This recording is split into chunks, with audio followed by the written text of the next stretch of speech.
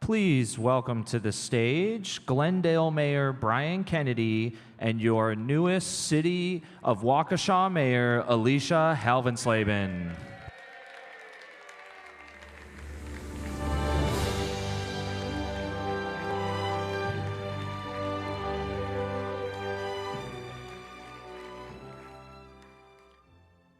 Well, good afternoon, Wisconsin Democrats. My name is Brian Kennedy, and I've had the privilege of serving as the mayor of Glendale for 11 years, with a decade on my local school board before that. I also have a seat on the DNC as the national president of Democratic Municipal Officials, the largest constituency organization in the DNC. DMO is the home in the Democratic Party for the tens of thousands of Democrats who hold local office across the country in cities, towns, and school boards. So it's safe to say that I know a thing or two about the importance of local government. The basic services we often take for granted, trash collection, filling the damn potholes, and public safety all fall to us. We don't have the luxury to be partisan the way we've seen MAGA and DC politics infect the way we deal with things locally. I've often said that there's no Republican way to pave a road and no Democratic way to pick up the garbage. Now, that doesn't mean that we compromise our values or the steps we need to take to make life better for our communities. My values as a Democrat influence what I have prioritized in office and how I frame the importance of building community with my constituents. It is why Glendale was the second city in Wisconsin to adopt the Paris Agreement on climate when Donald Trump withdrew the US from that agreement in 2017. We then built a LEED certified city hall with green stormwater infrastructure all over the municipal campus. It is why I've worked with our police chief on developing a police department that is responsive and respectful of everyone in our diverse community. And it is why we were one of the first communities in Wisconsin a decade ago to adopt a ban on gay conversion therapy of minors. It is true that the values that local elected officials bring into office are what drive our priorities once we're sworn in. If you've ever thought of running for local office, I would encourage you to sign up with the QR code that you see here, and I've got some in my pocket I can give to folks later, for the DMO Candidate Camp, a one-day comprehensive training on how to build a local campaign. I am fortunate to be joined today by a dear friend and someone who campaigned with her values and accomplished something that no Democrat has done in several decades, and is only the second Democrat in 60 years to pull off, winning mayor of Waukesha.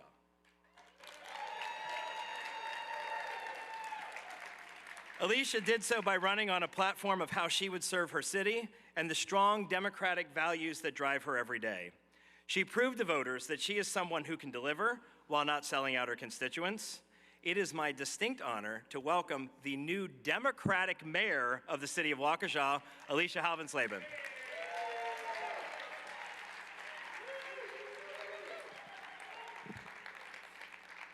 I'm probably the shortest mayor of Waukesha ever. All right, thank you, Brian, and thank you, Wisconsin, and all those Waukeshans who helped make history just 2 months ago. Brian has been the archetype for what it means to be an effective mayor who delivers but does not abandon their principles. He is someone I often look to as a model for how to be an effective mayor. Brian has made the tough choices while never giving up or turning his back on Glendale.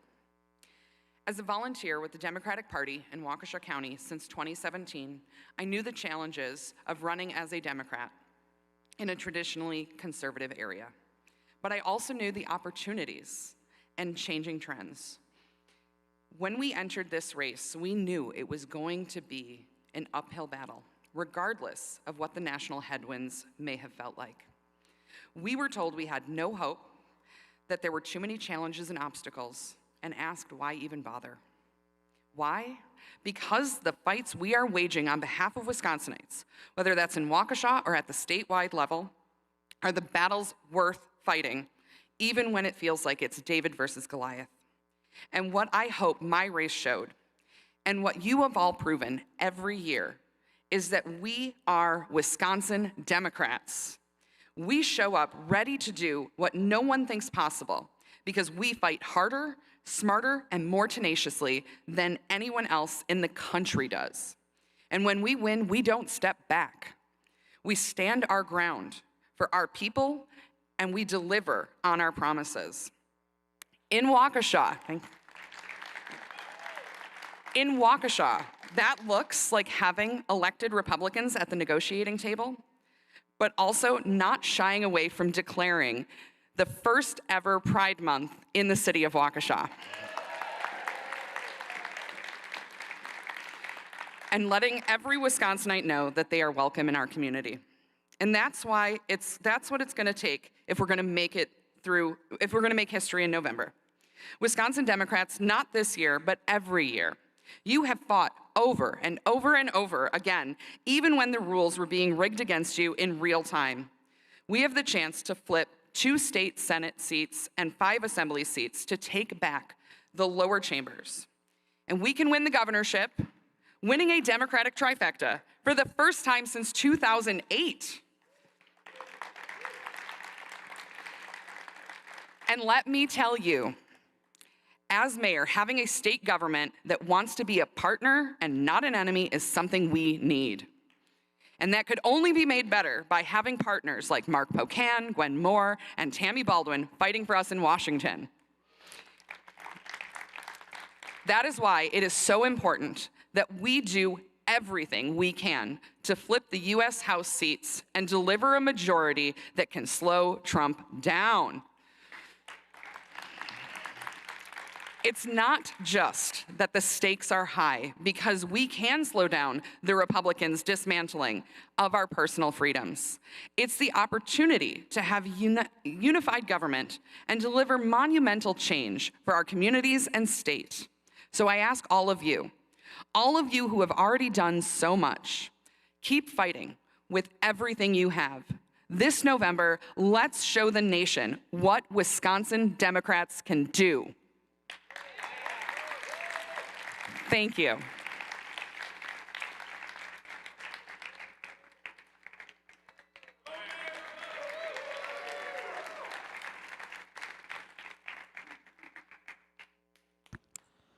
Please welcome 1st Congressional candidate Peter Burgelis.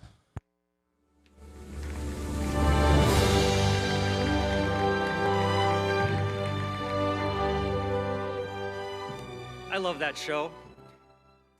PrEP saves lives, abortion is healthcare, and our shared green spaces make our communities better places to live, work, and vote. I'm Peter Burgelis, and I'm running to flip the 1st Congressional District and beat Brian style. I grew up with 2 older sisters and a single mom, and I'm the son and grandson of immigrants who fled war and came to this country for a better life. Immigrants who fought for everything they earned. I've had a lot of jobs. I ran a nonprofit, a restaurant. In the last 20 years, I've helped hundreds of families become homeowners, helping them finance their homes and hand over keys one at a time. And in the last 4 years, I've represented my community in elected office. And the most important thing I learned is to listen and to make your constituents' priorities your own. I have a great record of delivering results, prioritizing public safety, local roads, and accountability, including ICE-out ordinances that prohibit all law enforcement from hiding their identities.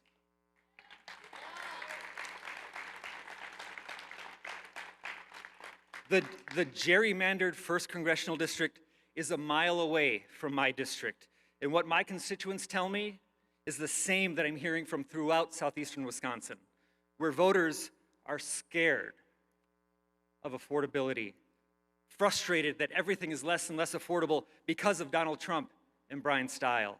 Neighbors demand accountability from stealing from taxpayers and destroying democracy. The 1st Congressional District is the most flippable seat.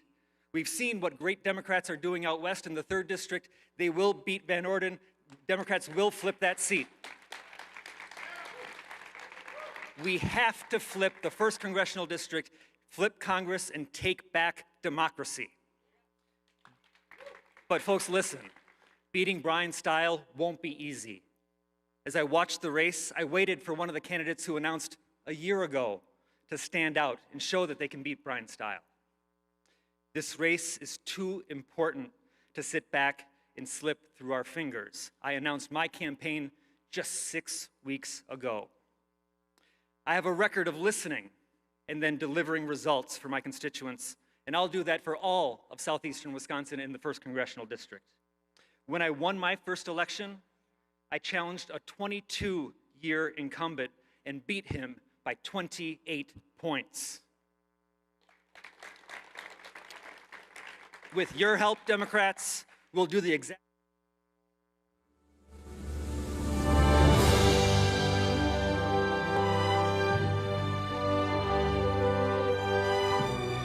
Please welcome to the stage 1st Congressional District candidate Mitchell Berman.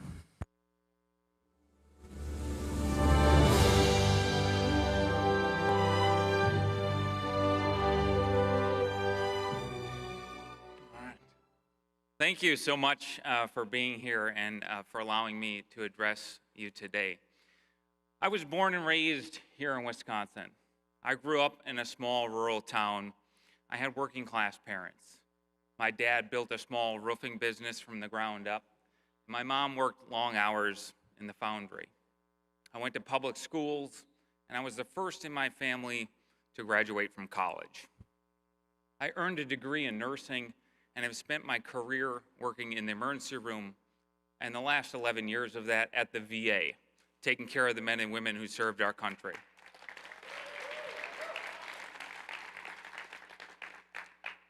And we are living with a broken political system, a system that has infiltrated not only my professional life, but my personal life. When my mother was in her 40s, she began having some medical problems. Her insurance denied her preventative care. And because of that, a year or so later, she was diagnosed with stage 4 colon cancer at 49 years old. That same insurance company then began raising premiums to the point my parents could no longer afford insurance, and she found herself relying on Medicaid. Medicaid afforded her an additional 8 years of life. It allowed her to dance with me at my wedding and hold her first grandchild, my first daughter. With the cuts that Brian Style has championed to Medicaid of over $1 trillion over the next 10 years, I find it unconscionable that families like mine may not have that opportunity to spend with their loved ones. Now, we could go down the laundry list of things that Brian Style has done that has negatively affected our lives, like the cuts to SNAP, which has taken food out of the mouths of our seniors and our children, the support for Donald Trump's tariffs, or this illegal war in Iran. But it's not enough to just point at Brian Style and say what a bad guy he is. We need to offer solutions. And that's why I'm advocating for an economy that works for all of us so that we can actually achieve the American dream.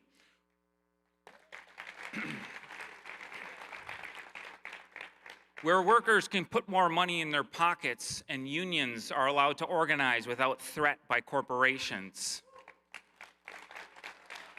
Where young people can afford a home and our children can go to safe schools and live in safe communities. And so for those of you in this room that are in the 1st Congressional District, I'd be honored to earn your vote. And for the rest of you supporting candidates around this state, thank you so much, because without you, none of us would be successful. And I'm happy to help get BS out of Washington this November.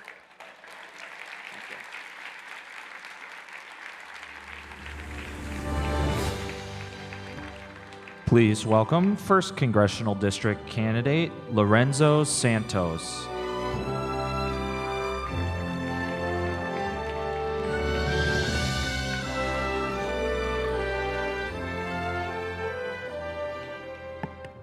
Hello, Democrats. How we doing? It's great to be in Madison. This is truly a beautiful city. But be warned, if you're not careful, one of my opponents might try to run for Congress here. I may be a candidate for Congress, but I'm also a DJ that lives for the nightlife. and I know that some of us have had more fun than others last night, so I'll try to keep this brief. My name is Lorenzo Santos. I'm a fourth-generation veteran. My father was a dental officer for 34 years. My mother raised me to always stand up for myself and stand up for what is right. I was raised as a Navy brat with my 5 siblings. We were taught to always prioritize service. I was raised with a positive role model, like my cousin, an Army veteran, Eugene Goodman, a January 6th Capitol police officer that bravely ensured members of the Senate were able to safely escape a violent mob. As an emergency manager, I know what a state of emergency looks like, and we are currently in one. And those who are screaming the loudest about our state of emergency are the ones who are most responsible for causing it. The cost of living is too high. Wisconsinites shouldn't have to worry about whether or not they can obtain health care, and our rights are under attack. What differentiates me from my opponents? One doesn't show up in the district. One does not live in the district. And one cannot win the district. I know we want to be Wisconsin nice, but right now is the time to kick some ass. We need to remember who we are. Now is not the time to be moderate. We can lead with progressive values. We can still be woke. We can still stick up for the little guy and run on hope and change and win together. What makes me think I can win? Well, I've spoken to you. I've spoken to our voters. I've heard our voters. They are demanding leadership. We need to meet them where they are. Democrat or Republican, they aren't feeling represented by either in our party. We need to release the Epstein files. We need to raise the minimum wage. We must put a stop to data centers that are hurting our communities. We must end the genocide in Gaza, and we must end the war in Iran. Our future belongs to our youth, and we have to get them involved. We need them in this fight. Young Democrats, get it done. District 1 is winnable. It has been in Republican hands for over 30 years, and we can win this. I need you in this fight with me on August 11th. Go to Lorenzo for Congress. Let's get this done together. Thank you.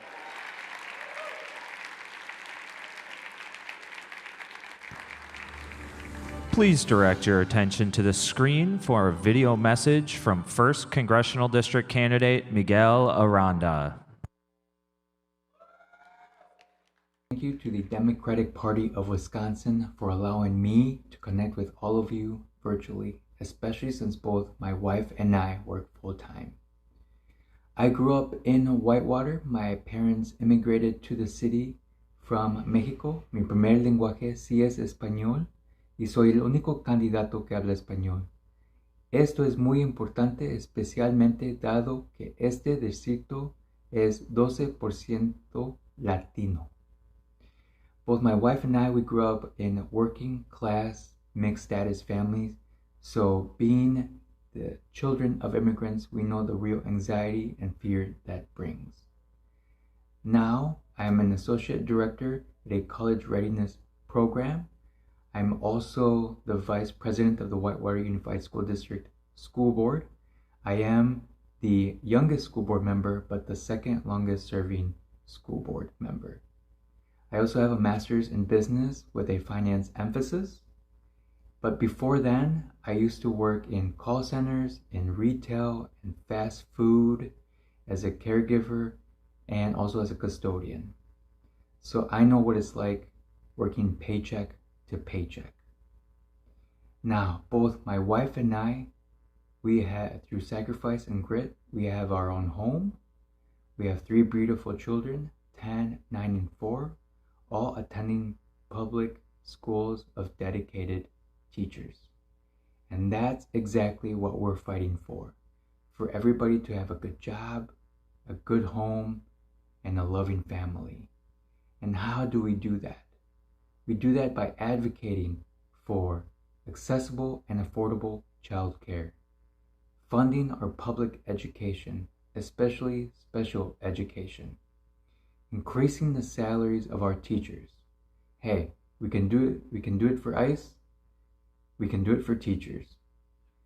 We do that by supporting our communities by protecting your Social Security and Medicare.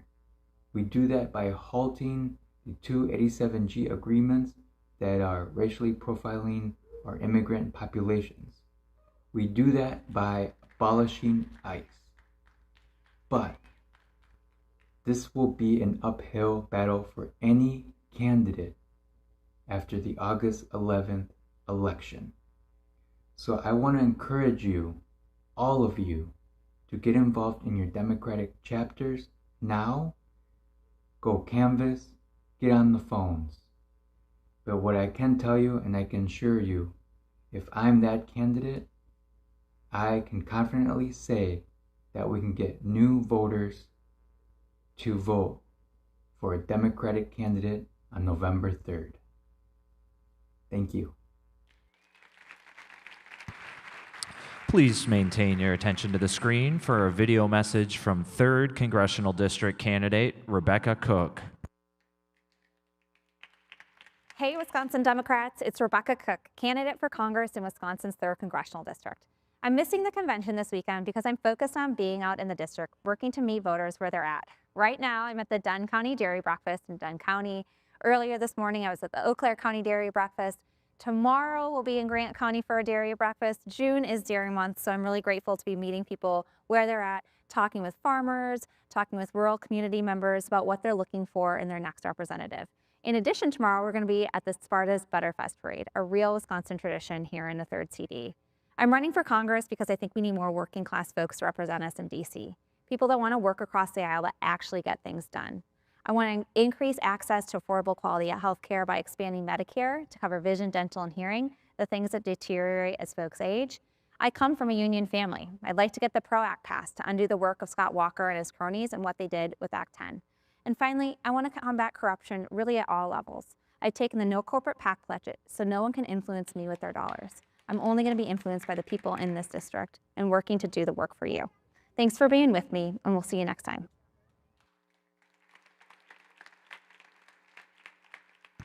Please welcome to the stage 3rd Congressional District candidate Emily Berge's campaign manager, Nick Podesky.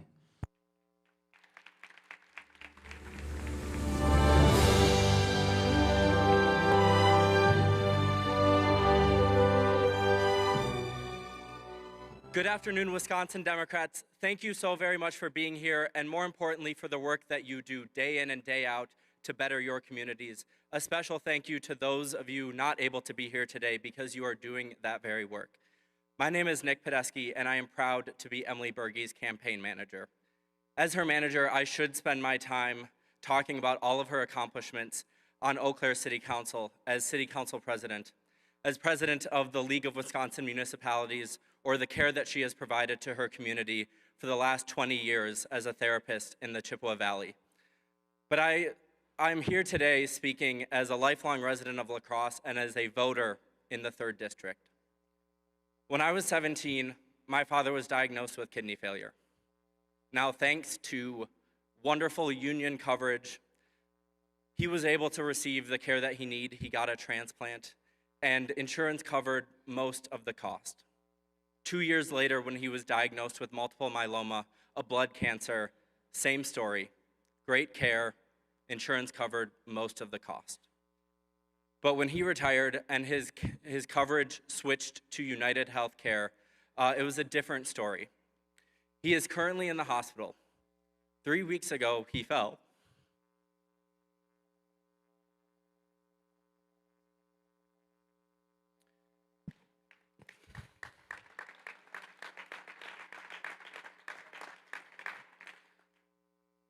He's doing better now, but he was not able to do a lot of life's daily functions on his own. And despite a peer-to-peer appeal from his care providers, despite an hour that my sister and I spent on the phone choking back tears advocating for him, they denied the coverage that he needed. This is the reality for people with insurance. With insurance. Emily Berge is the only candidate fighting for Medicare for all.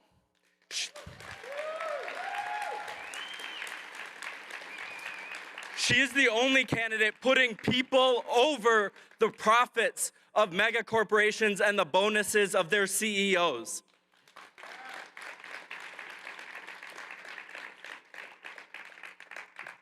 I want to close with an ask to every elected official in the room, every candidate with us here today. If you are not fighting to do the same thing, if you are not fighting to put people over profits, is it because you have taken money from their lobbyists? Is it because it has not personally impacted you? Or is it because you are unwilling to rock the boat? I am voting for a candidate that will fight.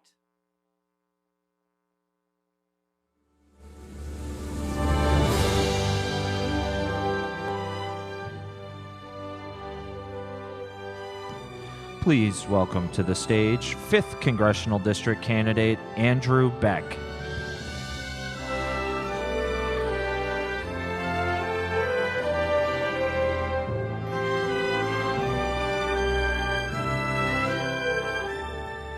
How about coming out to West Wing? That's pretty exciting. My name is Andy Beck, and I am your Congressional District 5 candidate taking on Scott Fitzgerald. Scott had the gumption, we'll say, to say poor things about the Green Bay Packers yesterday and Packer fans. I'm not sure if this is the guy who wants to be our representative in Wisconsin in the 5th District. I am a Packer lover, and I would never say anything against the Packers. So, what am I about? I am about lower cost, better jobs, and better health care, okay? And I want to give you a better life in the 5th District, in Wisconsin, and throughout the United States. So one other thing I want to talk about, actually 2 things. First of all, is I'm from the 5th District. There's also the 6th, 7th, and 8th districts. We're not getting our respect, okay? We need to have the respect of the DNC and WisDems. We need help to get through our campaigns here so we can take on these Republicans that are so woeful. So really, we need your help. Also, I want to talk about our democracy as it is right now. I haven't heard the bell ringing so much about our elections coming up in November, okay? There is some serious worry that Trump and the administration is actually going to disrupt these elections. We have to stand up to Trump. We have to look to our leaders to stand up and have free and fair elections this fall.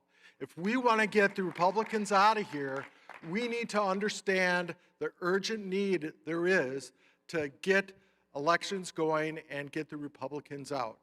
Last thing I want to mention is I am fighting for my district, and just like the districts I mentioned, we need some funds. So please go to my website, beckforcongress.com, and if you're able to, I know, myself, I'm unemployed because I was let go because of Trump tariffs. But if you're able to, please donate to my campaign or any of the fine congressional candidates in your district. That's about it for me today. It was a great convention. I enjoyed meeting a lot of you, and let's finish up and go forward to November. Thank you much.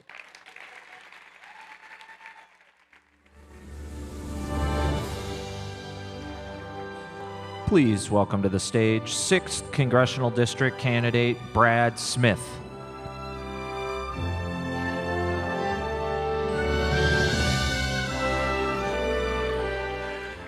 Hello, thank you so much for sharing your time with me. My name is Brad Smith, and I'm running against the beloved current Representative Glenn Grothman in the 6th District.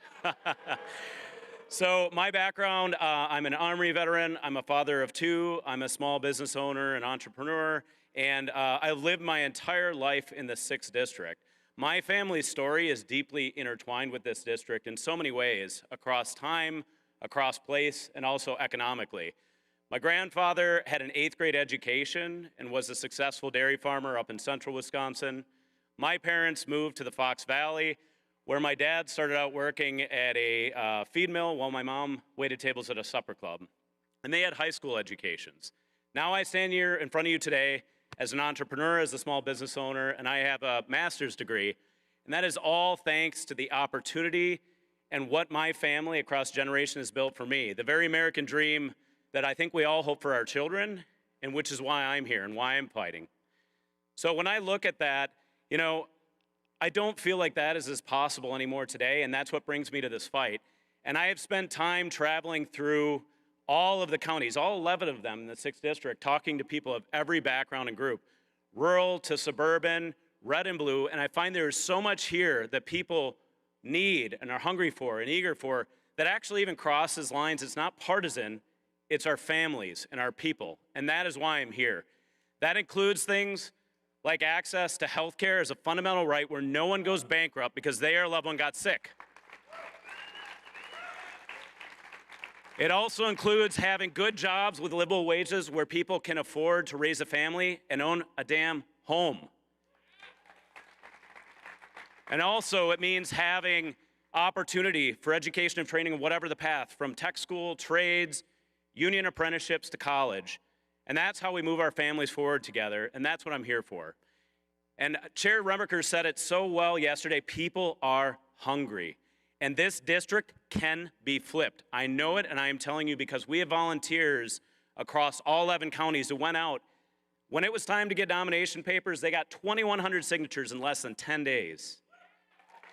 4,000 doors canvassed. We're nowhere near done. And we've got endorsements from 35 trusted local leaders through the state legislature, to mayors, to county board members, to city council members. And I am beyond honored to have also received the endorsement of our educators with the WEAC state level endorsement and the national endorsement. I am here to do the work for us, and I ask for your help. I ask for your vote come August, come November, and let's flip this seat. Let's take Glenn out. Thank you. Brad Smith for Congress in the 6th.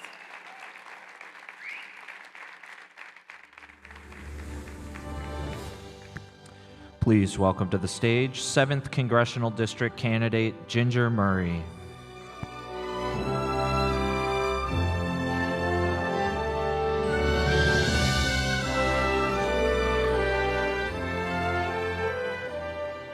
Thank you, everyone. It's so great to be here. Ginger Murray, running for Congressional District number 7.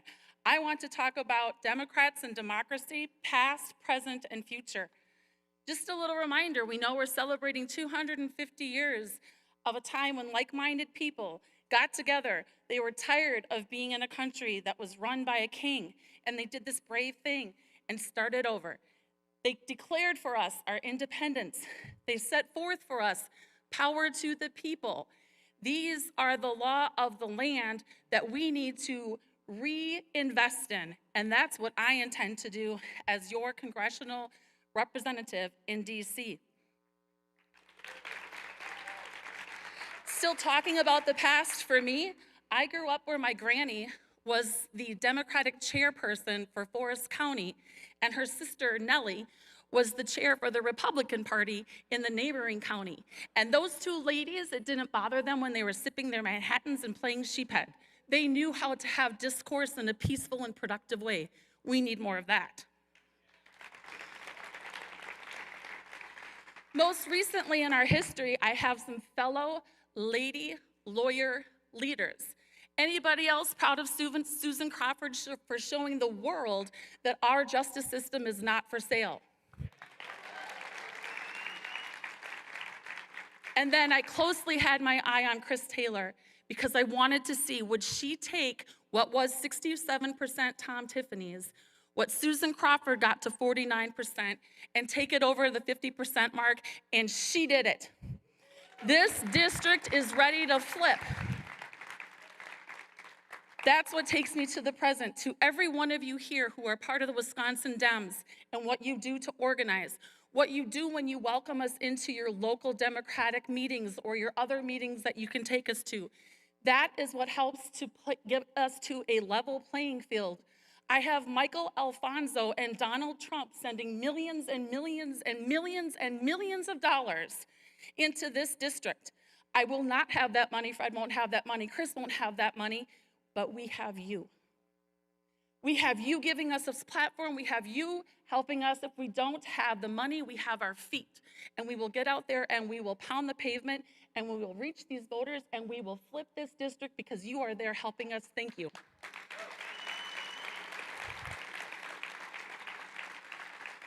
So why would you vote for me? This kid was born and raised in the district. I served as city attorney for Crandon, town attorney for Leona, family court commissioner in Forest County, family court commissioner in Oneida County. I have the support of a coalition of Republicans, Democrats, and independents, and I'm pleased to say former Lieutenant Governor Barbara Lawton has endorsed me.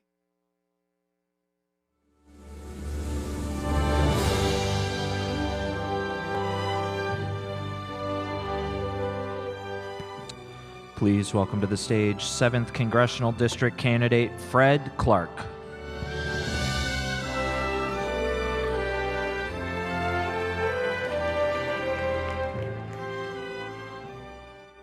Good morning, Democrats. Can we get some new music next year? Maybe some Springsteen or something with some life to it. I'm so glad to be here. I'm coming to you today from Chequamegon Bay. It's an oasis. Thank you. Chequamegon Bay Democrats, an oasis of blue water and blue voters in one of the deepest red parts of Wisconsin. But I'm here today to share with you how we capture this once-in-a-generation opportunity to bring change to northern Wisconsin.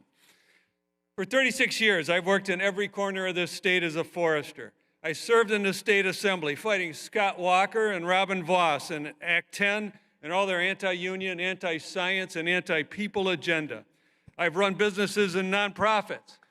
I volunteered in my community, and I make a state fair quality blueberry pie with an all butter crust.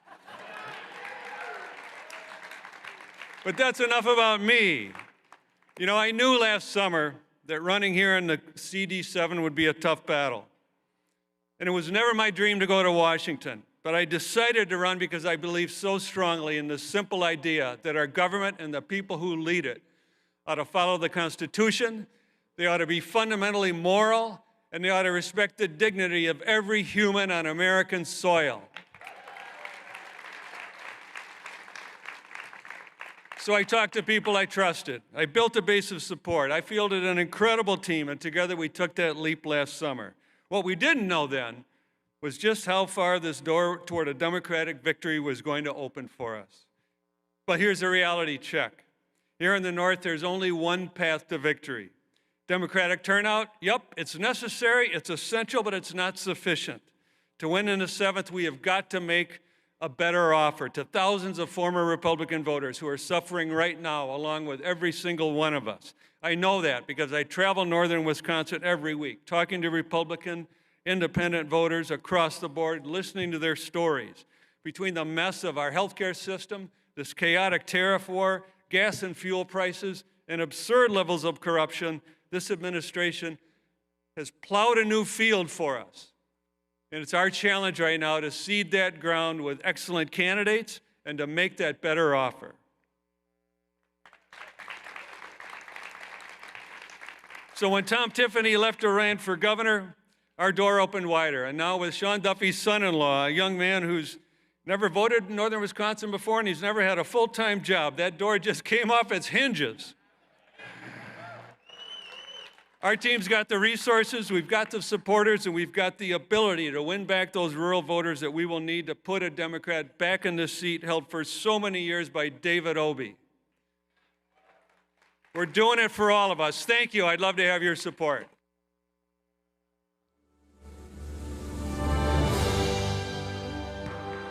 Please direct your attention to the screen for a video message from 7th Congressional District candidate Chris Armstrong. Howdy, folks. Chris Armstrong here from New Richmond, and I really wish I could be there in Madison for what I'm sure has been a fantastic event. However, there are a couple of local events happening here in Northwest Wisconsin this weekend that I need to support, including the Flag Day rally in Hudson, which last year drew over 1,000 people. I've got a 6-step plan for what it's going to take to get this country back on track. It's not going to be easy, but I know there's nothing we can't do when we work together to demand change. Step 1, we need to continue to resist the un-American and anti-constitutional actions of the illegitimate Trump regime. We need to continue to get out on the streets and exercise our First Amendment rights, as so many of you have been doing all over Wisconsin. Step 2, we need to retake the House and retake the Senate. I think we're within 5 to 10 points of flipping the 7th district, and that margin's only going to get thinner as this administration continues its assault on the American people. Step 3, first thing I'm going to do when I'm seated in the House of Representatives in 2027 is work with my fellow members and introduce articles of impeachment against Donald Trump and his cabinet. What's the point of passing any new legislation when this administration breaks the law, flouts the Constitution, and ignores the will of the people every single day? We're a nation of laws, not men. Step 4, we need to restore and strengthen democracy. We cannot afford to be complacent any longer and cannot take anything for granted. We need to rally the American people of all persuasions that they have agency and that it's only through voting that they can ensure their government is of the people, by the people, and for the people. Step 5, I think we need to reimagine how the American experiment's going to deliver better outcomes for our descendants over the next 250 years. We need a reaffirmation of our founding principles, look at lessons learned, and work together to reestablish our covenant that all people are created equal and are endowed with the inalienable rights of life, liberty, and the pursuit of happiness. Step 6, reconciliation. For the benefit of history and future generations, we must hold accountable everybody in this administration who flouted the Constitution and committed crimes against the American people. We must be made known to our own citizens and all people of the world that the actions of this administration will not be tolerated again. As we saw with the elections of Susan Crawford and Chris Taylor, the voters of Wisconsin are demonstrating to the nation and the world that voting makes a difference. 2026 is 16 years after the fateful election of Scott Walker and the chaos Republicans brought to the state of Wisconsin. Perhaps like the recent elections in Hungary, 16 is the magic number. As for policy, we need to tax the ultra-wealthy, implement Medicare for all, provide family leave and childcare, protect our environment, invest in our children's education, abolish ICE, help our veterans, house the homeless, feed the hungry, support unions and working class people, invest in renewable energy, and adopt sensible international trade and ag policies. 2026 will be the year of the people, and as I said at the beginning, there's nothing we can't do when we work together to demand change. As our state motto so eloquently and simply says, forward.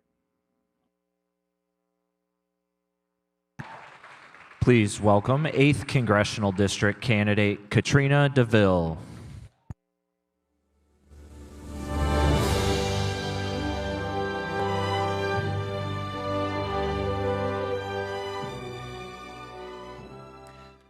Good afternoon, Wisconsin. My name is Katrina DeVille, and I'm running for United States Congress in Wisconsin's 8th Congressional District because America and Wisconsin need fighters right now, and I plan to bring the energy and the fury that this moment requires. With liberty and justice for all. These fundamental words make up so much of the energy in this country, or at least they did. Take a look around you. Is this the America that you have loved? Is this the America that you grew up looking at that flag, saying the Pledge of Allegiance? Because I know it's very different what I see these days. I see hate and division. I'm a public-facing trans woman, and it's not lost on me. Thank you. It is not lost on me how dangerous it is for me to out myself like that, but I have to be visible in this time. We need leaders that are transparent, that will say what they believe in right out in front of people so that they can grab onto us and believe in somebody. Nobody's going to believe in us if we don't believe in ourselves first.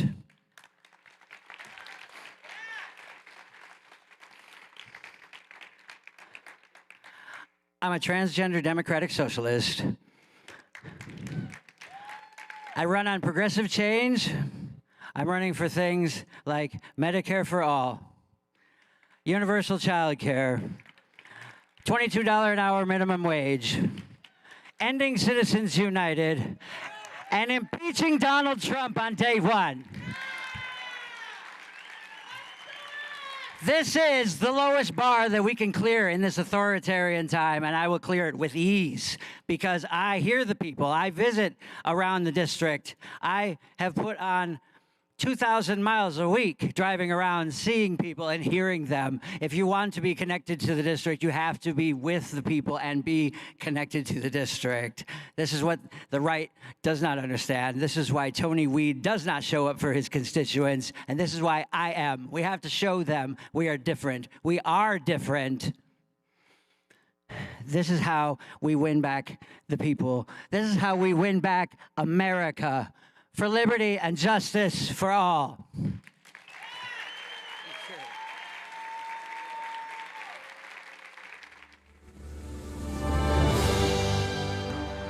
Please welcome 8th Congressional District candidate Rick Crossan.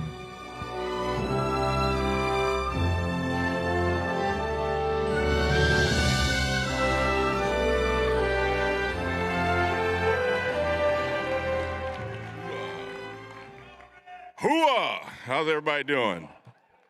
All right. Hello, I'm retired U.S. Army Lieutenant Colonel Rick Crossan, and yes, I'm running for U.S. Congress in the 8th Congressional District. I'm a Master Army aviator. I have held a diplomatic passport, having served as military liaison to the government of Mexico. I ran large international transportation and logistics organizations, culminating in a 9-year role as Chief Operating Officer. So what?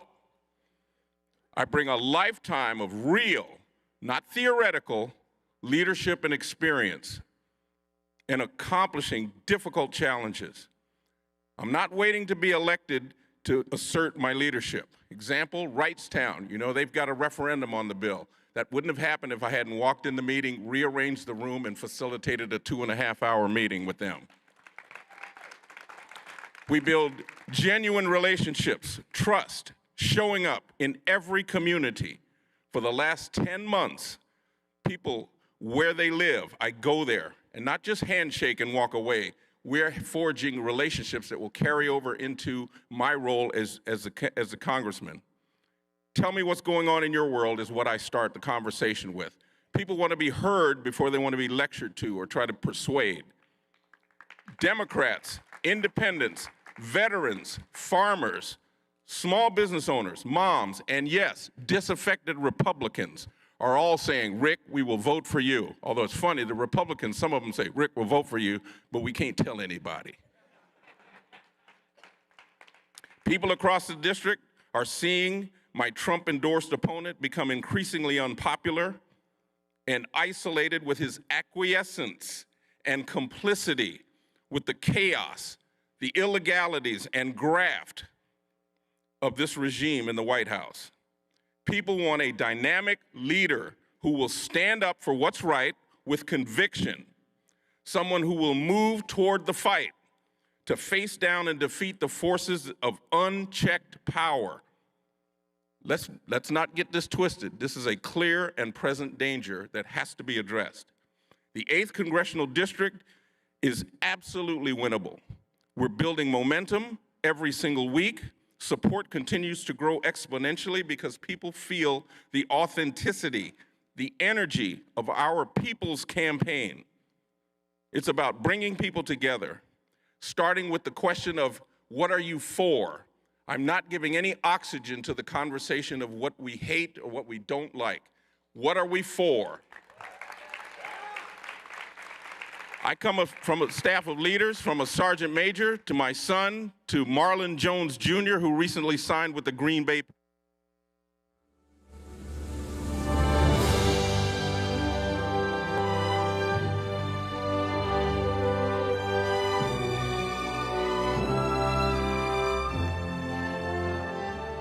We will now break for a brief 10-minute recess before continuing with the final portion of our afternoon program.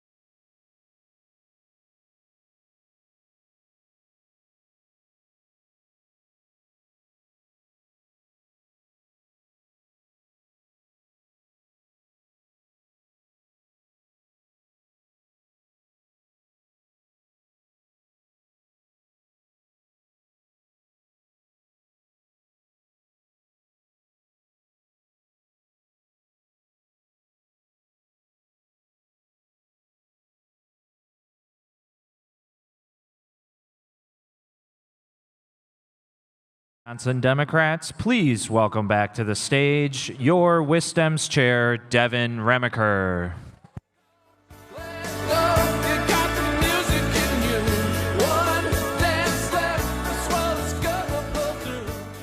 We are in the final stretch, folks. I'll give you a few minutes to take your seats. I'll stall for a little bit of time by explaining why I think we are in luck and why our primaries for statewide office are kind of like fish fries. You know, whether it's cod, perch, bluegill, smelt, whether you like it deep fried, broiled, baked, pan fried, steamed. I saw steamed once, you know. Different strokes for different folks. But the moral of the story is there are no bad choices. We have an incredible luxury. And you're going to be hearing from our statewide candidates for office, and I want you all to be able to listen, to be excited, energized. I know that there are tons of folks who are here already supporting somebody, and it's been great to see so many folks get engaged through the robust campaigns that our candidates are running, and to see folks, you know, still trying to make up their minds. I know many of you have said it is hard to decide. Every time I talk to somebody, my mind changes because they're all so great. And I just want to emphasize that the party is ready to support whoever the nominee is in all of these races on August 12th to make sure that they win in November.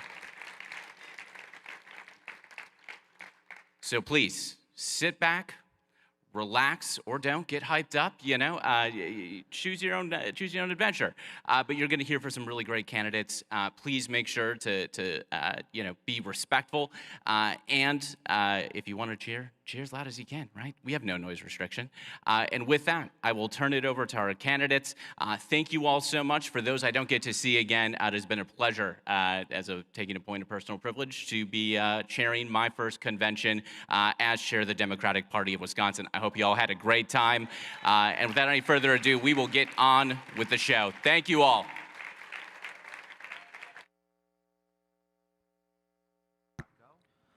Please welcome candidate for treasurer, Yi-Lang Zhang.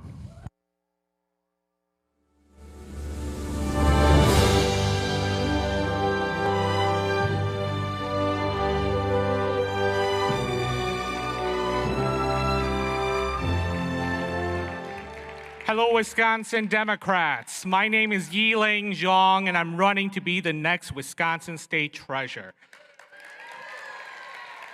I'm a proud son of Hmong refugees. My parents came to America here to escape communism and persecution due to the Hmong community's role during the Vietnam War. During the Vietnam War, the Hmong were tasked with protecting American assets and to protect American lives and to save American pilots. And because of this, at the conclusion of the Vietnam War, 1/3 of the Hmong population was killed. My parents knew they couldn't stay in Laos no longer, so they made the decision to leave Southeast Asia. But because of that decision, tragedy struck my family within the first night. The first night, my aunt stepped on a landmine and was killed instantly. But despite the fact that my parents were scared, they decided to proceed forward and continue to try and chase that American dream. They concluded with their journey with burying my oldest brother at the shores of the Mekong, but continued moving forward and crossed that Mekong River, where they lived in Thailand before they came to the United States. When they came to the United States, my dad was a ginseng farmer before he left and went to work in a factory where he joined the union there. I still remember him out there protesting for better paying jobs, better health care, and better higher pay with his union brothers and sisters before he can even speak English. And despite the fact that we didn't have much, my parents continued to teach us the importance of service above self and the fact that democracy is never free. And that became the core foundation of my existence and why I dedicated my life to service. I started off working in a grocery store before going on to work at a local nonprofit providing services to our seniors, connecting them to SNAP benefits and Medicaid before I went on to work at another nonprofit providing services to survivors of domestic violence, sexual assault, and human trafficking. But most importantly, I became the executive director of a nonprofit at the age of 21 in 2016. That organization was on the verge of closure. I left that organization after being with it for 9 years. I left it in January of 2025 and left that organization with a $1.9 million budget and $0 in debt. But my service did not end there. I am a 2-term Village of Weston Board of Trustee, and in April, I was sworn in for my 5th term on the DC area school board and my 5th term as the Marathon County Board of Supervisors. All across my roles, I have managed public dollars and made tough financial decisions. But I never took this responsibility lightly because I knew that whatever decision I made, it would impact my neighbors. I believe in accountability, transparency, and I believe that your money should work for you. And that's why I'm running to be the next Wisconsin State Treasurer. As State Treasurer, I will work on to ensure that the school trust fund is protected and continues to grow so we can invest in our future and our students. I will work to ensure that the trust fund loan program will continue to invest in the infrastructures of our local government, rural and urban alike. I will work to be that independent fiscal watchdog, not accountable to the governor or the state legislature, but to you as Wisconsinite. I will work to return the $950 million in unclaimed monies back to you because that money does not belong in Madison. It belongs in your pocket so you can experience and chase that American dream. And as a coalition builder, and because of my experience and the ability to get things done, I've been endorsed by over 60 leaders all across the state of Wisconsin. I've been endorsed by former Lieutenant Governor Barbara Larton, and I've been endorsed by United States Senator Tammy Baldwin as well. And as the only candidate who lives north of Dane County, and as the only candidate who continuously win with progressive ideas in a ruby red conservative area, and as one of 6 Hmong elected officials in the state of Wisconsin, it is my responsibility to go out there and drive out and bring out the vote in every single corner of Wisconsin so we win a trifecta in November. In August, you will get the opportunity to go out and cast your ballot for who you want as your state treasurer. I ask you to look at the experience. Look at their life experience, their lived experience, their work experience, their experience campaigning, getting people out to vote, and their experience getting things done. I am that candidate, and I ask for your vote in August and in November. And it is only in America, where the American dream exists, where a son of Hmong refugees would have the possibility to run for higher office and potentially being the first statewide Hmong elected official, not only in Wisconsin, but the United States history. Thank you all, everyone. Vote Yi Lang Zhang for state treasurer.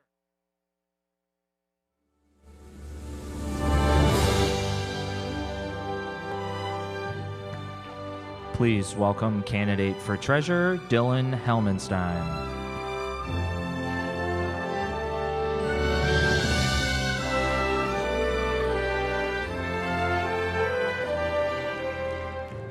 Hello, Wisconsin Democrats, and thanks for hanging in there this afternoon.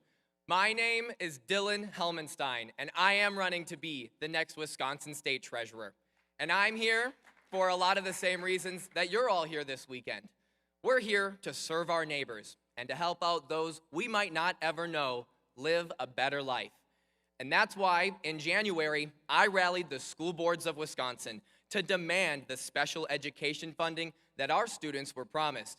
And we got 93% of the school boards to vote with us. Because Wisconsinites are ready to fight for our shared ideals. And I've seen that in every role I've served in Wisconsin. I saw it as a frontline pandemic response manager and commander of National Guard troops in the pandemic, and as a governor's appointee to the Teachers Retirement Board protecting the public pension. I saw it when I moved back to my rural hometown and became the first queer person elected to the school board and the village board. Thank you. And I saw it as I worked to protect healthcare access as a financial analyst and auditor for Wisconsin Medicaid, and as president of my local EMS district. You see, Wisconsin's problem is not that we are too divided. It's that our systems aren't built for us. They're built for the consultants and the special interests who use confusion and division to have their way in Wisconsin. We cannot accept this direction for our state and country. This is an election about doing more for the people of Wisconsin. And it's an election about getting candidates that will fight for you and to meet this moment in Wisconsin. And I have a plan to use the state treasurer's office to use public power for the public good. I'll be a state treasurer that works to bring government transparency into the 21st century. Look, I have a degree in economics, a master's in public affairs, and when I got elected to the school board, I was confused by the budget. And so I will be a state treasurer that works to make publicly available information publicly understandable by building a visual public dashboard of the state budget so you can see how money flows into your community. And I'll fight every day to defend public education. I have the experience to protect the $1.6 billion Common School Trust Fund from political interference so that it's always there to provide stable funding for our public schools. And I'll work statewide, hand in hand with local organizers to bring basic transparency to every property tax bill in Wisconsin, because you deserve to know how much of your money is being taken from your public school and sent to the unaccountable, broken private voucher system instead. Because if you don't know, you deserve to know, Wisconsin. And so it is time to bring the energy of Sarah Godlewski back to the state treasurer's office. Because we all know that when you're getting a full-time salary from the people of Wisconsin, you've got to be doing full-time work for the people of Wisconsin. And as we have heard, we are fighting to get the people's priorities back on the agenda by getting a Democratic trifecta in Wisconsin. But we'll need every office and every lever of power to get Wisconsin moving forward. And my name is Dylan Helmenstein. I'm fighting with you to flip this state treasurer's race, to get Wisconsin back on track. And I need your vote on August 11th to be your Democratic nominee for Wisconsin State Treasurer so we can win this together in November. Use public power for the public good and get Wisconsin back on track. Thank you, everybody.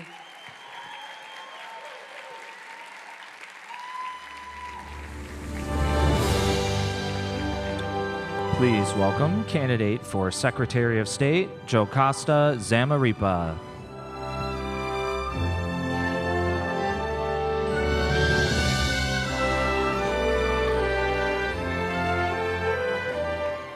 Good afternoon, Wisconsin Democrats.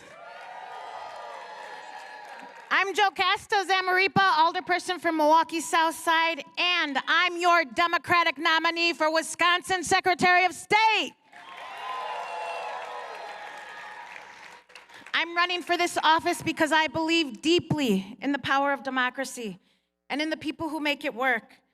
And because I've seen what happens when people in power decide that some communities don't deserve to be a part of it. For me, this work is personal. I grew up in the district that consistently reports the lowest voter turnout in the state. And not because people don't care, but because for too long, nobody showed up for them. And in 2004, I went out and knocked doors for John Kerry's presidential campaign on the south side of Milwaukee, and I saw my neighbors light up when someone finally came to their door and said, "Your voice matters." I realized then that changing that statistic, increasing our vote, and empowering my community would become my life's work. And before I go any further, I would like to take a moment for someone who has made this office worth fighting for. Secretary of State Sarah Godlewski has showed up every single day and proved this office is more than a title on a door. Sarah protected our public lands, and she led with integrity when integrity was under attack. And when she steps into the lieutenant governor's office, she is going to be absolutely outstanding. Wisconsin is lucky to have her. So let's give it up one more time for Sarah Godlewski. And I also want to take a moment to honor someone whose footsteps I am proud to follow. Vel Phillips served as an alder on the Milwaukee Common Council, just like I do today. She fought for fair housing when Milwaukee refused to listen. And in 1978, she became the first woman and the first African American ever elected Secretary of State in Wisconsin. Val Phillips showed this state what was possible. And when I win in November, I will be proud to be the first Latina elected statewide. And I will be humbled to be only the second woman of color ever elected to this office, following in the legacy of the great Val Phillips. Now, I served a decade in the state assembly, and now as an alderperson, I continue to serve for the community that helped raise me. I've worked on expanding affordable housing, supporting our immigrant families, and improving local government accountability. And when our immigrant neighbors needed someone to stand up, I didn't sit around and wait for permission. On the Common Council, my colleagues and I took action. We required Milwaukee police to work unmasked and with visible ID so that every neighbor could recognize a local police officer from a federal agent. We banned ICE from staging on city-owned properties, and we put Milwaukee officially on record against mass deportation, and we called for the abolition of ICE. Because in the great state of Wisconsin, we protect our neighbors. Now, as one of Wisconsin's few Latina elected officials, I carry with me a tremendous responsibility and a great passion to turn out Latino voters like never before. We know that the path to statewide victory runs through Milwaukee and the Fox Valley and communities across southwest and central Wisconsin, where Latino families are growing and ready to be organized. And in November, we are going to turn out Latinos like this state has never seen. I hear the same hopes and concerns from Latino voters that I hear from Wisconsinites all across this great state. They want good schools, affordable health care, and leaders they can depend on to deliver results. I am one of those leaders, and not just for my district, but for every community that's ever felt ignored or underestimated. This November, Wisconsin Democrats are going to have a ticket to be proud of. Sarah Godlewski as Lieutenant Governor, Josh Kaul as our Attorney General, me as your Secretary of State, a new state treasurer, a new Democratic state treasurer who's going to be ready to deliver, and one of the outstanding candidates for governor that we are going to hear from next at the top of the ticket. We are going to take this fight to every county, every community, every door in the great state of Wisconsin, because Wisconsin is worth fighting for. Gracias.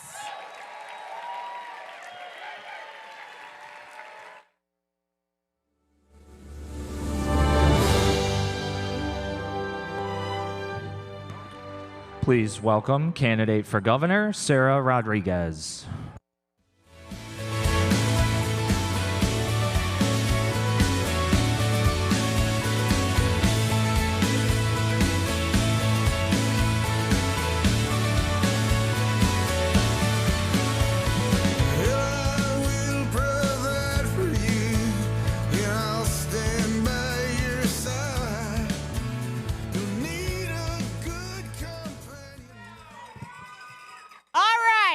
You hear that? That's the sound that Tom Tiffany is afraid of. Fired up Democrats ready to win this November.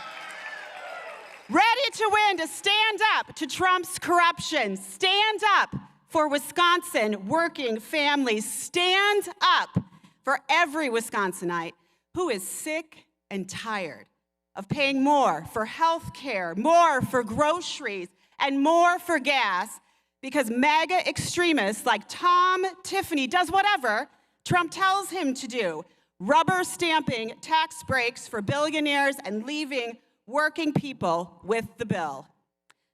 Wisconsin Democrats, if you want to beat this damn man,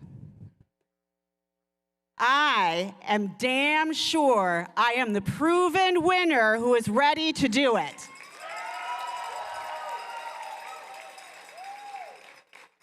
It is the honor of my life to be your lieutenant governor. I am so proud to have served with Governor Evers, fighting for you. And Governor, on behalf of every person in this state, thank you for everything you've done to move Wisconsin forward. Running for office was never part of my plan, so let me tell you how I got here. I served as a Peace Corps volunteer and worked as an epidemic intelligence service officer with the Centers for Disease Control and was deployed after Hurricane Katrina. That was before I married the love of my life, raised 2 wonderful kids, and took care of my father with Alzheimer's. I waited tables. I worked night shifts in the ER as a nurse to pay my way through school. And when you're an ER nurse, you're on the front lines, face to face with the very real struggles and challenges people face. Seniors, wondering how they're going to pay the hospital bill for the care that they need. Families devastated by gun violence. I know what it means to be there when somebody needs you. Since I've been your lieutenant governor, I've done what any nurse would do. Show up, listen, care. Be there where it counts and stay until the job is done. At union halls in Kenosha, at dairy farms, where we go, dairy farms in Clark County, at small businesses in small towns, 72 counties, every single one, every single year.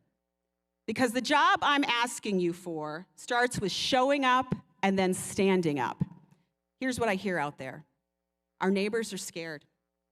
They are angry because even if they are doing everything right, they cannot make ends meet. They work hard and want a paycheck that covers the rent or mortgage before it's gone.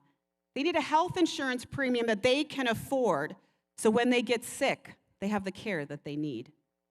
They need public schools that are fully funded for their kids so they don't have to go to referendum.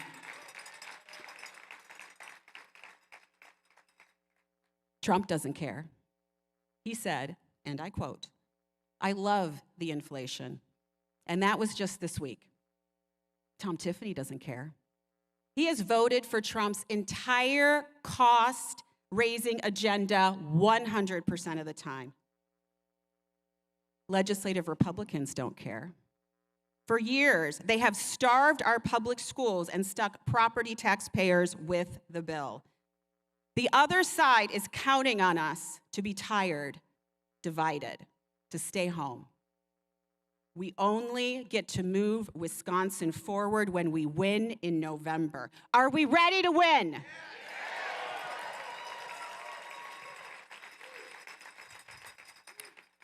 I know I'm ready to win.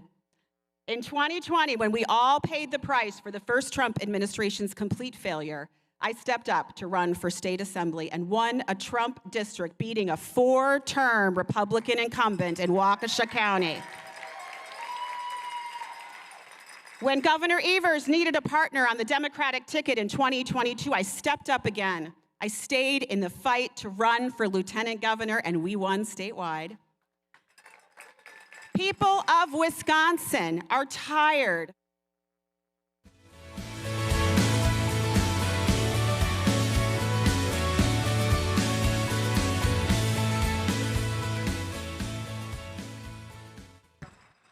Please welcome candidate for governor, Joel Brennan.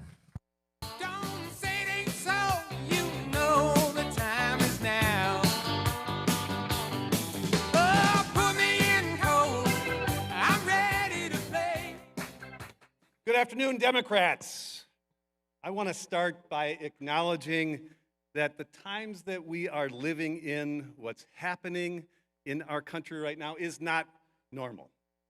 Chaos, cruelty, the assault on health care, on public schools, on Wisconsin decency itself. None of this is normal, nor is it acceptable. Gone is the basic idea that if you work hard and play by the rules, this country works for you. Programs to feed kids and seniors are eliminated out of spite. The rights of voters across this country and here in Wisconsin are trampled daily, and we have a president who blows up the economy on a whim. It is relentless. It is intended to make us feel overwhelmed, like there's nothing we can do. But here's what I know about Wisconsin Democrats. We don't quit. And look, we've seen this before in Wisconsin. Scott Walker ran this con for 8 years. Divide and conquer. Gut the public sector, hollow out schools, attack workers, and treat government like the enemy. When Tony Evers asked me to serve as his top cabinet official, we inherited a mess. Depleted reserves, structural deficits, teachers, state employees, and working people who had been treated like a punching bag for 8 years. So we rolled up our sleeves and we got to work. We constructed responsible budgets that returned us to Wisconsin values. We created the largest surplus in state history. We grew the rainy day fund from less than $200 million to $2 billion. We invested in broadband, and yes, we fixed some damn roads.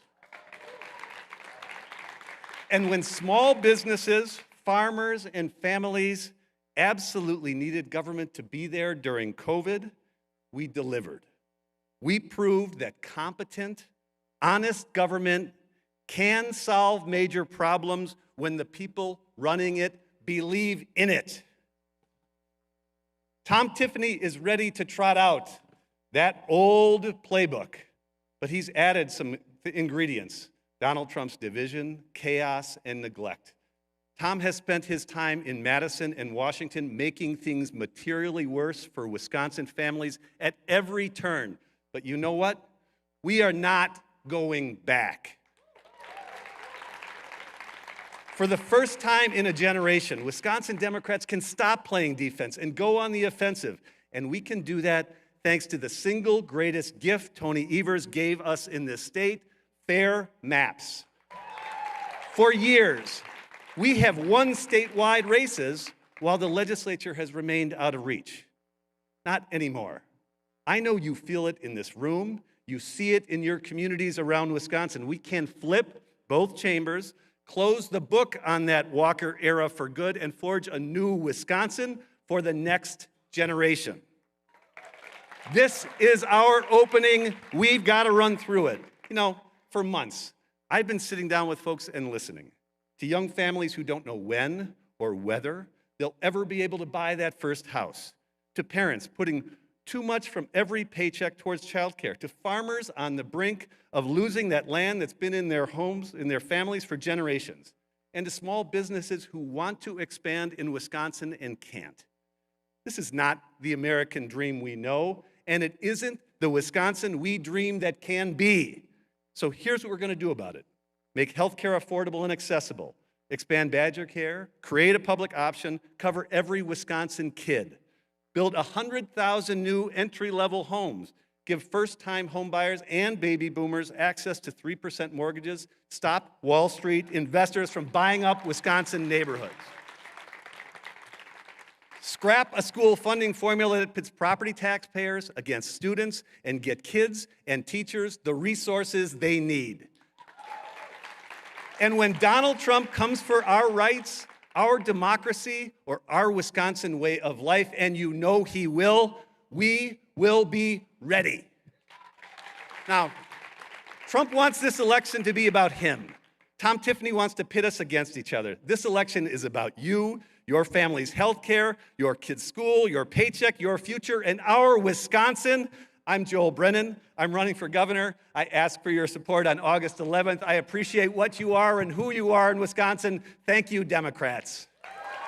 Don't say it ain't so. You know the time is now.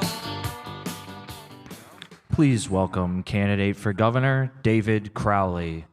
A lovely day.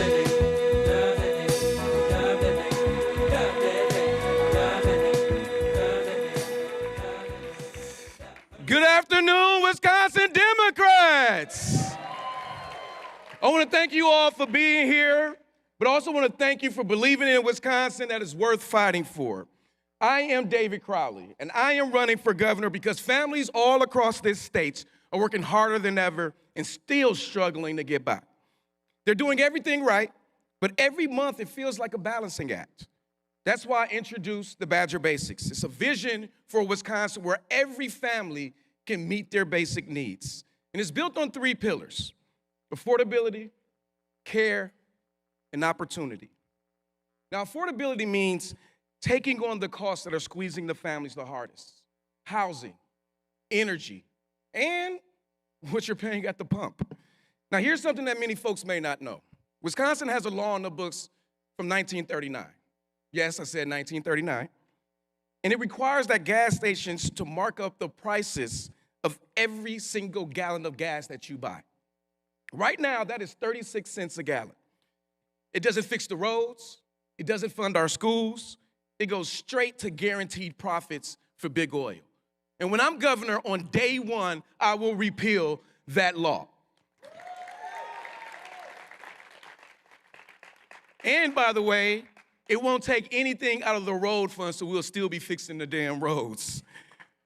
The second is care. Care means health care and child care that shows up for families before a crisis and not after. And third is opportunity. Opportunity means access to a fully funded public school, a good paying job, and a chance to build a life right here in the state of Wisconsin. You see, I was born and raised in the city of Milwaukee in a union household. My father was a master electrician. My mother was a Jane of all trades, and like many families in the state of Wisconsin, they worked hard. But also like many families, they struggled with mental health and drug addiction. And so growing up, I learned that when systems fail, it's families who pay the price. Throughout my career, I've looked for ways to do things differently, bring more people to the table, and deliver results that improve the lives of everyone. When people told us government services were too difficult to navigate, we implemented a no wrong door so anyone can get connected to the services that they may need. When people in Milwaukee County needed affordable housing, we acted and built over 1,000 units in just 6 years. And not just in the city of Milwaukee, but in suburban communities for the first time ever. When Milwaukee County faced fiscal challenges, we built a coalition across the entire state, and we secured long overdue revenue reforms, and we sent more money back to every single Wisconsin community.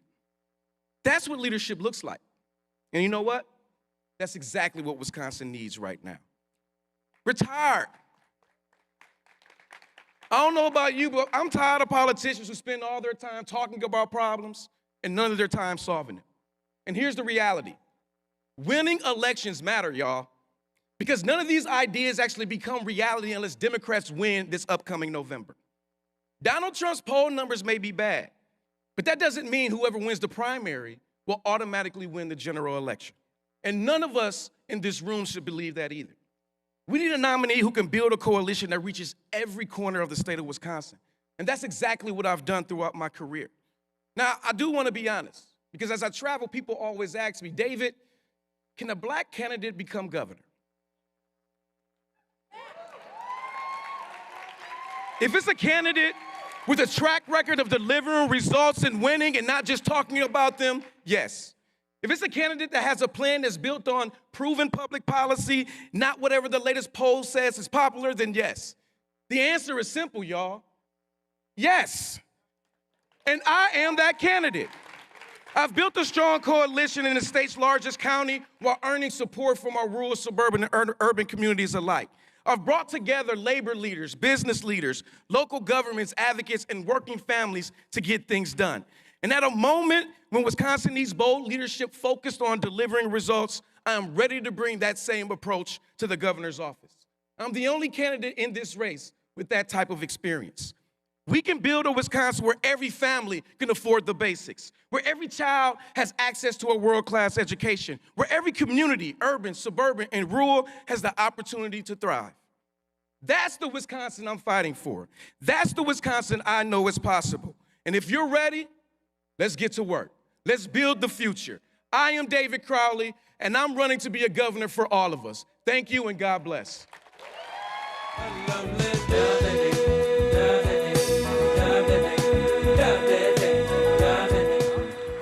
Please welcome candidate for governor, Kelda Royce.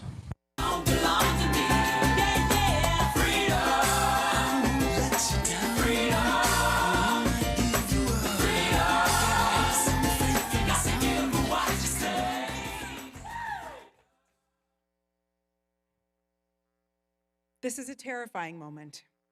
Our democracy is under existential threat. Our economy and our politics are controlled by the wealthiest, most powerful corporations in the world. But we have the power to change that. Over a century ago, Wisconsin built the progressive movement that took back power for the people from the robber barons. And now we have that once-in-a-generation opportunity to renew our democracy, to build an economy that works for all, and to make Wisconsin a beacon of progress once again. I'm Senator Kelda Royce, and I am running for governor to raise wages, lower costs, deliver great public schools, and protect our freedoms from this authoritarian regime. We will lower the cost of the biggest ticket items, from housing to healthcare, childcare to utilities. I don't just have bullet points, I have bills. I don't just have social posts, I have plans. And we know this is possible because we've done it before, right? As the executive director of NARAL Pro-Choice Wisconsin, I helped pass the first pro-choice law in 30 years through an anti-choice Republican assembly.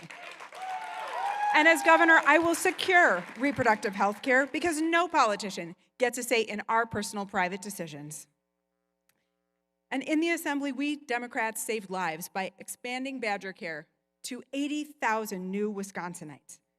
As governor, I will open up the state's health insurance plan so that anybody can buy in, because I believe health care is a right.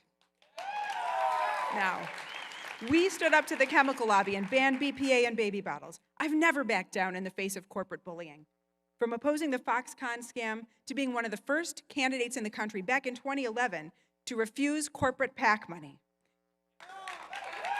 And I'm a small business owner too, for 13 years, so I'll help our homegrown entrepreneurs with paid family leave, universal early childhood education, and a public buy-in to the state's pension plan. As an attorney, I will hold every single ICE agent who breaks our laws fully accountable for their crimes. I'm not new to this fight, and neither are you. I've been making change alongside you for 25 years in the toughest of political environments, and they have been tough. I am ready to lead Wisconsin Democrats from our goalie era to our governing era. Let's be clear about the stakes of this primary. This is a moment where transformational change is possible. But Tom Tiffany lurks on the other side. The guy whose first act in the legislature was to attack teachers and rob a generation of our kids of their future by slashing education funding. So when I hear talk about the so-called surplus, I know that it's a lie. That is money that was stolen from our children, and as governor, I will return every single dime of that back for their futures. And I'll lower your property taxes while doing it. So we cannot afford to lose the governorship with Trump in office. And we cannot afford a nominee who costs us our best chance at a trifecta in a generation. We've lost winnable elections before, even in good years. This is not a moment for a newbie or for somebody who needs to see which way the wind blows before they raise the minimum wage and repeal Act 10. I will do it. I don't need a poll to tell me to bring that failed voucher scheme to a responsible end. I will do it. I don't need a blue ribbon commission to regulate big tech and stop data centers from steamrolling our communities. I have a plan, and I will do it. Over and over, we've beaten the odds to deliver tangible change for Wisconsinites. I'm the only candidate in this race with over 2 decades of passing progressive legislation, and this moment demands moral clarity, political courage, and the willingness to use political power to make our lives better. From a one-room schoolhouse in rural Taylor County I'm humbled to be running for governor with by far the most endorsements from elected officials around the state. I've earned the trust and support of WEAC, our teachers union, who know I'll be the public education governor our kids deserve. And I'm so proud to announce the endorsement of Lieutenant Governor Barbara Lawton, who said Kelda Roys is the only candidate who ticks all three boxes, able to win the general, prepared to govern on day one, and fearless in her leadership. I'm Kelda Roys, and I ask for your vote on August 11th, so together we can deliver the Wisconsin we deserve. We have waited too long. Forward.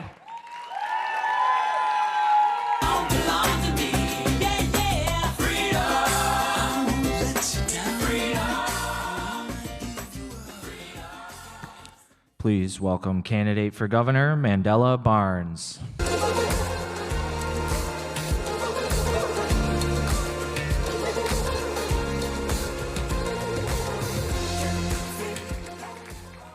All right, hello, Wisconsin Democrats.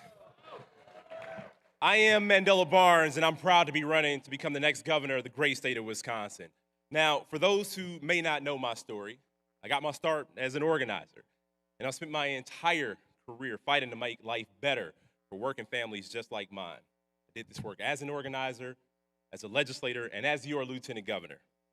Now, I grew up right in Milwaukee, in the heart of the 53206 zip code, in a union household. For those who are unfamiliar, that's one of the most challenged communities in this entire state and this entire country. I know firsthand that we're living in a rigged system. Everybody in this room knows that we're living in a rigged system. Now, we see the rich get richer and richer. We see Elon Musk become the world's first trillionaire. All while our families are left with crumbs.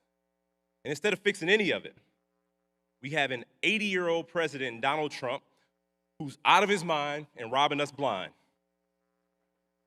His first year back in office, he made over $1 billion. He's building gold-plated ballrooms while Wisconsin families struggle to pay for groceries. Donald Trump is the most corrupt president in the history of our country, and Wisconsin continues to pay the price. But that's exactly why I'm running for governor, to reject the Washington way of corruption and higher costs and to get things done the Wisconsin way, to make life more affordable, to improve quality of life for everybody. And from day one of this campaign, my focus has been taking the fight directly to Donald Trump's hand-picked rubber stamp Tom Tiffany. Now, if I need to be more clear, Tom Tiffany is a coward. And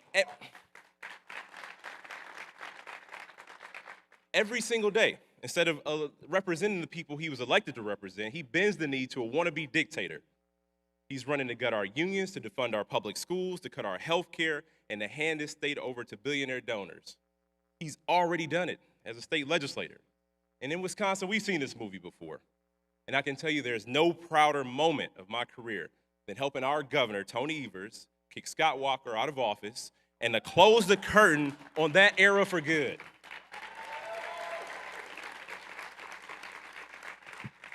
Now, I was so incredibly honored to serve as your lieutenant governor, alongside Governor Evers, one of the finest public servants our state has ever seen. And together, we fought day in and day out to reverse the damage that Walker and Trump did to Wisconsin families.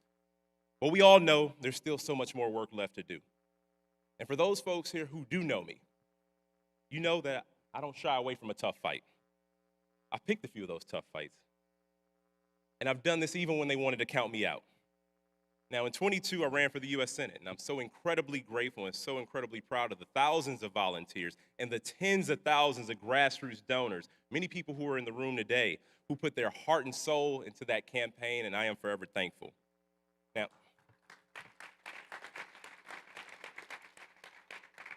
and I'll say, while we may have come up 1 point short, we were outspent by $50 million in billionaire dark money.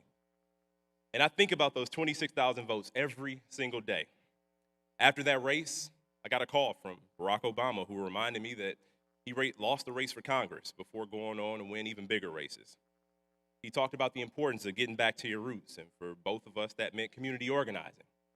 And that's exactly what I've been up to. And I know that when they swing at you, you get right back up and you fight back twice as hard.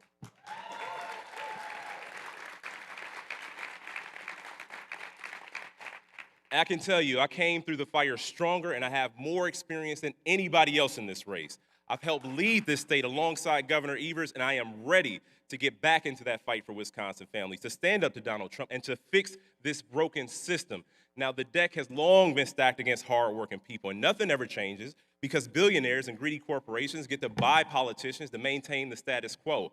But I cannot be bought because I don't take corporate PAC money, because my fight is for you, not the corporations, not the billionaires who get rich on the backs of hardworking people.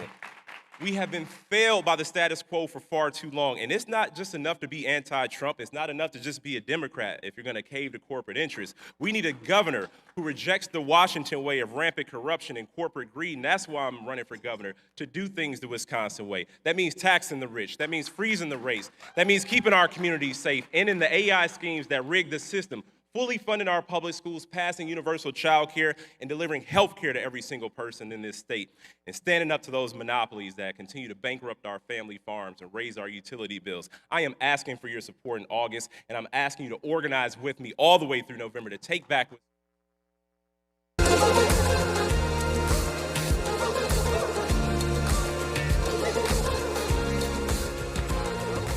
Please welcome candidate for governor, Francesca Hong.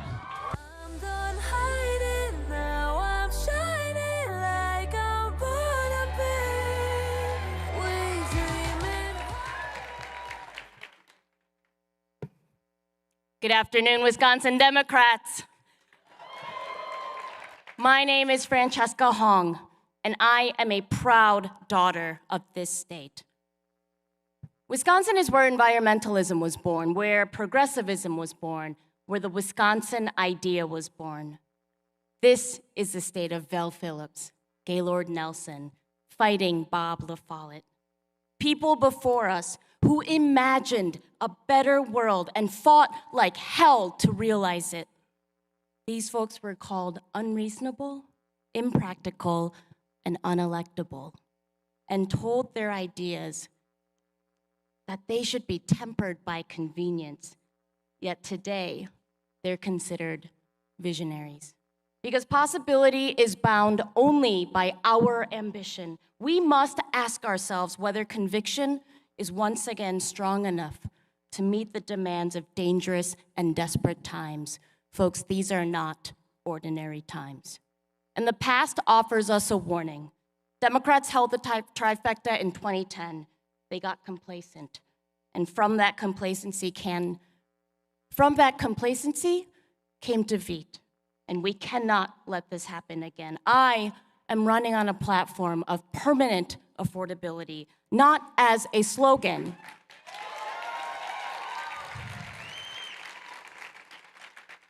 Not as a slogan, but as a practice. I am the only candidate in this race who has called for a moratorium on the construction of AI data centers. I will not meekly accept the sellout of Wisconsin to trillionaires, billionaires, and big tech. I am the only candidate in this race with a plan for free childcare. I am the only candidate in this race who has even considered what AI will do, what it means for our workers and our civil rights. And I am the only candidate in this race who takes income and power inequality seriously as the most urgent crisis of our times. And what we're discovering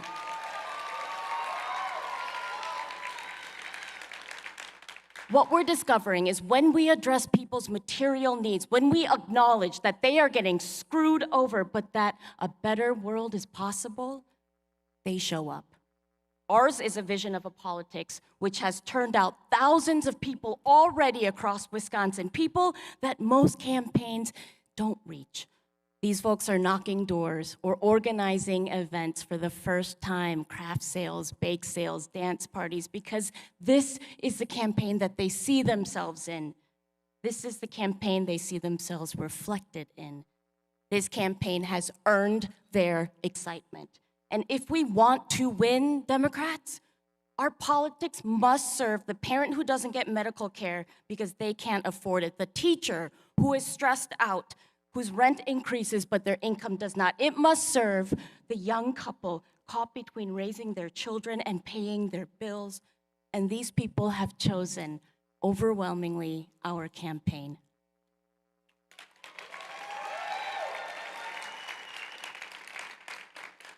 Folks, the voters across the state, they can smell bullshit. And we talk a whole lot of game about opposing Trump, but that's not enough to win a trifecta. If we don't build the power and organize the people required to deliver a better Wisconsin, if we don't give people something that they can believe in, we'll go back to fighting for survival every single election. Our campaign is growing, a multiracial, multi-generational, multi-ethnic, multi-zip code coalition by the hour. Only with this vision and this long-term organizing infrastructure do we have a chance to build a state Wisconsinites deserve, a state that belongs to all of Wisconsin. This is a promise unique to our campaign.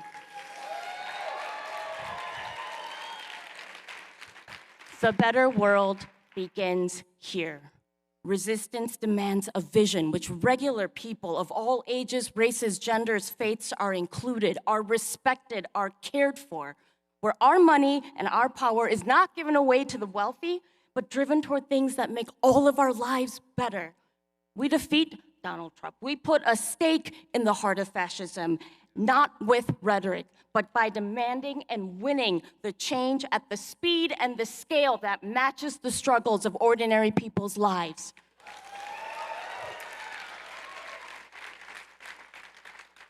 In crises like the times right now, I'm done hiding now, I'm shining like I'm born to be. We dreaming.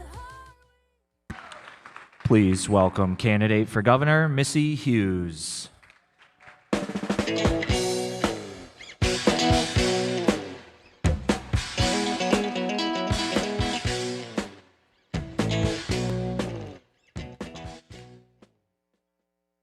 All right, I have run 8 marathons, and I will tell you the finish line is in sight. Every day, Wisconsinites are building their lives, supporting their friends and their family and their neighbors, and building community. And they're looking for a governor just like that. A governor who builds her life, supports her family and her friends, and builds her community. Years ago, 7 farmers in the southwestern part of the state where I live and raised my family realized they were going to lose their farms because of the farm crisis. They realized they needed to do something different. They changed the way that they farm. They stopped fighting the environment with herbicides and pesticides, and they started working with Mother Nature. They built Organic Valley. And I had the privilege of joining Organic Valley over 2 decades ago. And I woke up every day with the goal of saving family farms and passing them on to the next generation. I sat at kitchen tables where farmers were facing bankruptcy and not sure what to do. And I stood in their driveways when the Organic Valley truck showed up for the first time. And they turned to me and they said, "My farm is saved." Organic Valley started out as a business, but turned into a community of 1,600 farmers and millions of consumers who understand that they can vote with their dollars to protect the environment and to protect farmers, all from a little corner in Wisconsin. And about 7 years ago, Governor Evers came to me and he said, "Missy, with your proven record of results," although we learned last night that what he actually likes to say is, "With your record of getting shit done, will you come and help and join my team and run economic development for the state and help every corner of Wisconsin prosper?" The first thing I had to do as Secretary of Economic Development was clean up Foxconn. No problem. I had 3 children under the age of 2. I know how to clean up a mess. So I cleaned up Donald Trump and Scott Walker's mess and saved the state and Wisconsinites billions of dollars. And then COVID hit. COVID hit, and let me tell you, that's not a great time to be in charge of the state's economy. But we rolled up our sleeves and we got to work. And within just a few months, we had delivered over 65,000 grants to small businesses, making Wisconsin #1 in the country for investing in small businesses and economic development. But our main streets were still struggling, and we needed to help them. We created the Main Street Bounce Back program, and over 9,500 businesses, 9,500 Wisconsinites, in the face of crazy times, said, I want to build something myself. I want to take my business from my garage, from my kitchen table, and put it in a storefront on a main street. In every county of the state, including Racine County, including one of our delegates here tonight, Royce Markey, she started her own business using the Main Street Bounce Back program. Royce, where are you? You here? Racine, you here to clap for Royce? And as we heard last night, our economy continues to be strong. Under Governor Evers' leadership and with my help, wages grew. Unemployment stayed low. But we still, of course, have work to do. We have to fully fund our public schools. We have to create a healthcare system that works for everyone in our state. We need to build housing. We have work to do. Every bit of that work will take resources, and we have to think about where those resources are going to come from. Wisconsinites are with us. They will trust us to deliver economic justice, but they know that in order to have economic justice, you have to have economic growth. And we have to deliver a candidate to them who has a proven record of results, of building economic growth. So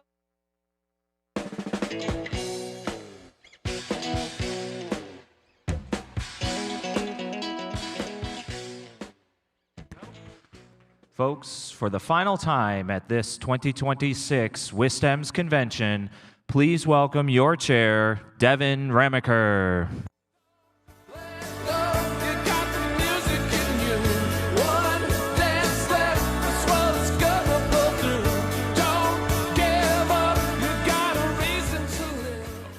Hey, everybody, headed for the door. I'm about to give away some stuff, just so you know. You've all been entered into a secret drawing as you registered. If you want a chance to win some free swag, you might want to come back for a moment. Okay. Everyone was secretly entered into a drawing on your way through registration for a special giveaway. We created some special posters to commemorate the career and legacy of Governor Tony Evers, and we even were fortunate enough to get 10 of them signed by the governor himself. Haley, why don't you come on out and show people what we're working with here? Yeah, I think they're pretty slick. Yeah. You know, FDR, New Deal inspired, kind of keeping with the theme. I think they're pretty swell. Look at that. You got that great signature right there. Yeah, well, I already have the name, so I'm going to be calling folks out. We are going to have Philip, our wonderful communications director in the center. He will have your posters. If we're able to go over to them and grab them, great. Otherwise, just raise your hand and keep it raised, and we'll bring it to you. First up, Meg Andrich. Congratulations, lucky winner. Meg, there she is, terrific. Max Winkles. We got Max. If you're not here, we're gonna keep going. So Max, raise your hand or start headed towards Philip. Okay, all right. Kelly Gallagher. Kelly, you here? All right. Anita Locke. Anita? See, you gotta stick to the end. Sometimes you save the best for last. All right, David Betcher. There he is, all right.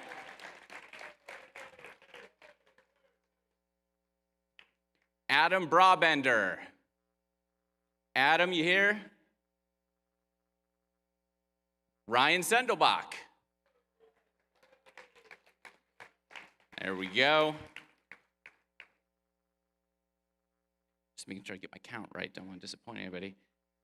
Tom Broman. Okay, look at that. Yeah, lucky row over there. Well, I kind of have a Nancy Fisker. Nancy?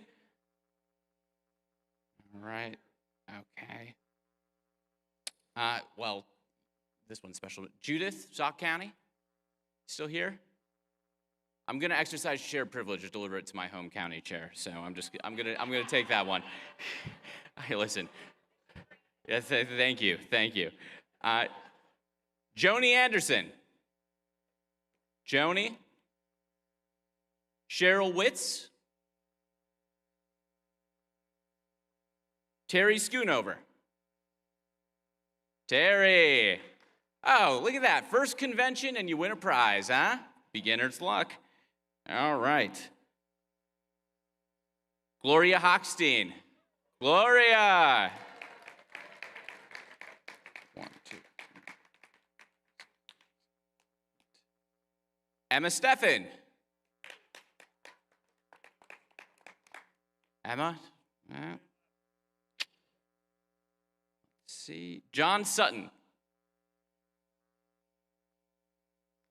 Dice. Jamie Halfin. Jamie?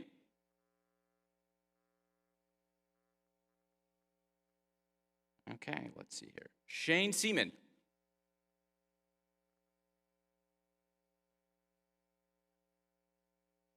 Maureen McCarville. Maureen? No dice. Stephanie Butts.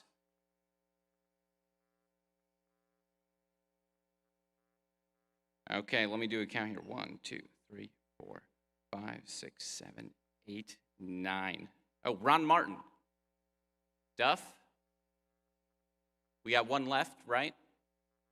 How are we going to settle this?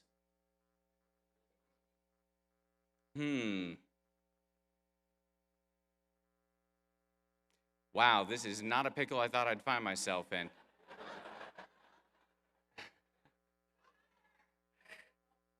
Well, okay. I feel like we got a lot of volunteers in the crowd.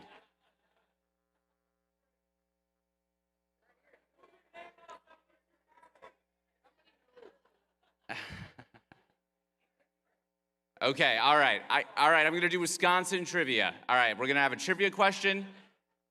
I need the first person to answer the question to just jump right out of your seat, all right? Yell it as loud as you can, or raise your hand and yell. I'll try to, actually, no, this won't work. There's too many people, and there's a lot of people who love Wisconsin. Oh, do we have a birthday? Do we have a birthday? An actual birthday? All right.